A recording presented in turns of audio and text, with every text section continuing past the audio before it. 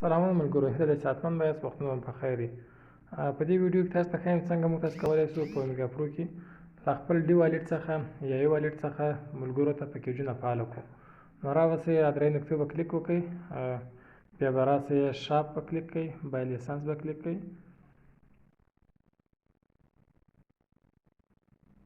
دلته ورته منتظر شئ. دلته پیکیج انتخاب کړئ، تاسو ملګرو ته کوم پیکیج فعاله کوئ.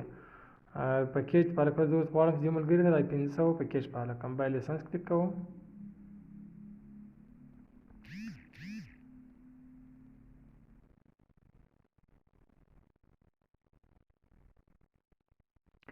دلته به په هغه انتخابوم والټونه، لکه زه له والټ څخه ورته فعاله کوم. اوس هغه پیسې په ډیپوزیټ والټ کې دي. دغه پیسې به تاسې له باینانس یا له بل اکسچینج د کریپټو له والټ څخه مخکې له مخکې رالېږلي ډي والټ ته، بیا له دغه ډي والټ څخه تاسې کولی شئ د ملګرو پیکیجونه فعال کړئ.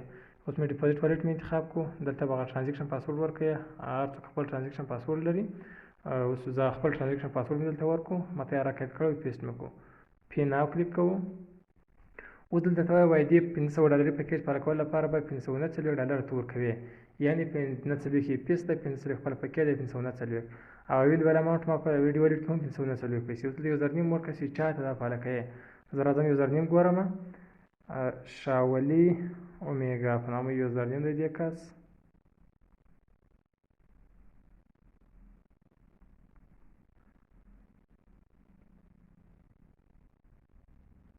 ان والټ سپیلې ګورو.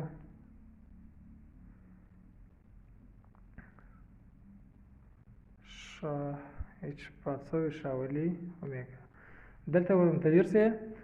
دا که چیرې اشتباه دي ته یوزر نیم دې اشتباه ده، او که چیرې اشتباه نه وي د لاندې خانه کې خپل نوم درته راځي، لکه دغه تصویر کې ښکارېږي دغه نوم څه ده، دغه شاولي ده، او یوزر نیم چې ده شاولي اومیګا ده. دلته به یوزر نیم ورکوئ. تاسې یوزر نیم چې ورکړو د لاندې خانه کې هغه کس خپل نوم راځي. اوس شاولي ته د $500 پیکیج فعاله کېږي. څنګه باید پیکیج زه کلیک کړم. کلیک کوم یې راځه.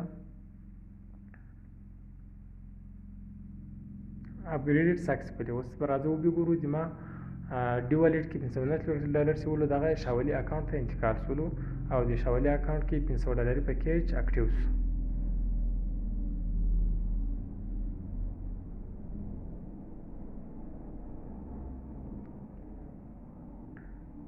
دا له ډیپوزیټ والټ صفر شو.